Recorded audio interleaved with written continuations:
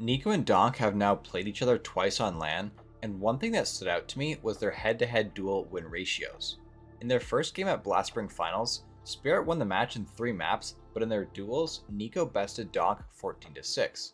They then met up again at EWC last week, where G2 won 2-1, and this time Niko did even better than before, winning the head-to-head at 16-7. This brings us to a grand total of an absurd 30-13 ratio.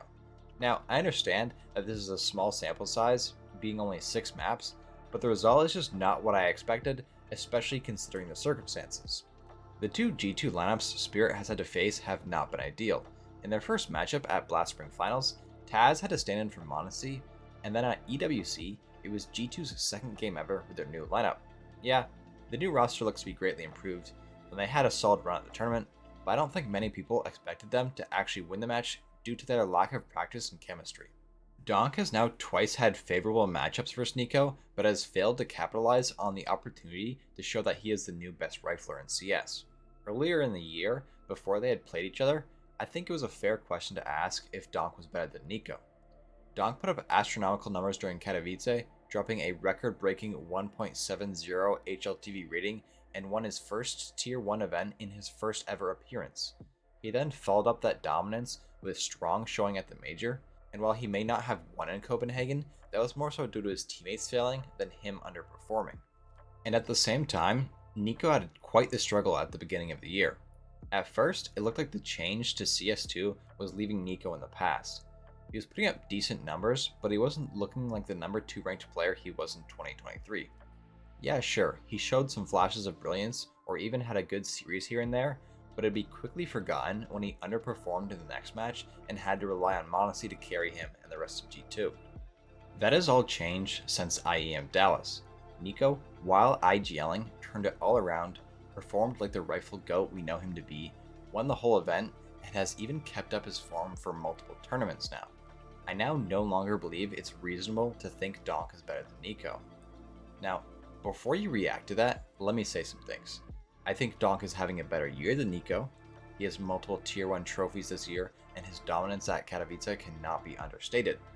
If I was to make my own rankings list for this year, I would have Donk at the very top of the list, above Niko and even Monacy. However, just because he has better stats doesn't mean he's the better player.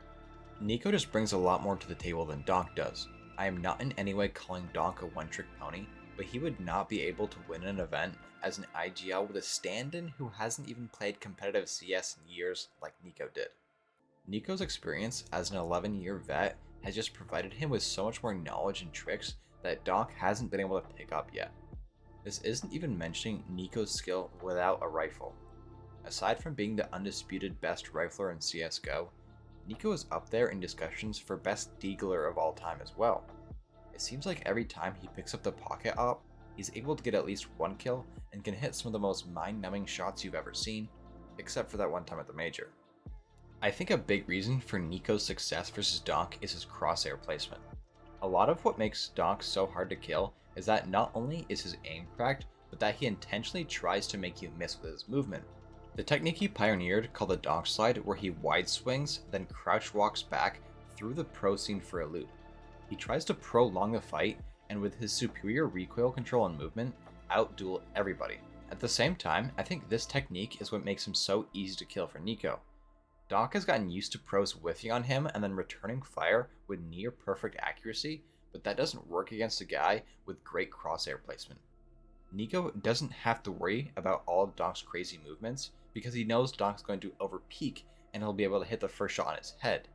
I wouldn't be surprised if going forward, Donk continues to struggle against Niko, as Niko's playstyle might just be a complete counter to his, like a rock to scissors. All of this to say, I think I would still rather have Niko on my team than Donk, even with the season he's having.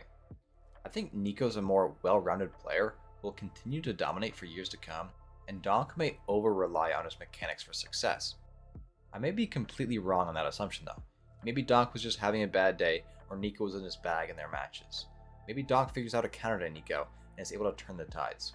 Who knows? I'm only phase 8 and my analysis goes as far as determining if someone has that dog in them or not. Either way, I don't think Donk is a better player than Niko currently, and probably won't be for a couple years at least. What do you think though? Was my analysis right, or was I just waffling here? Let me know down in the comments who you think is better now and who will end up better all time. Thanks.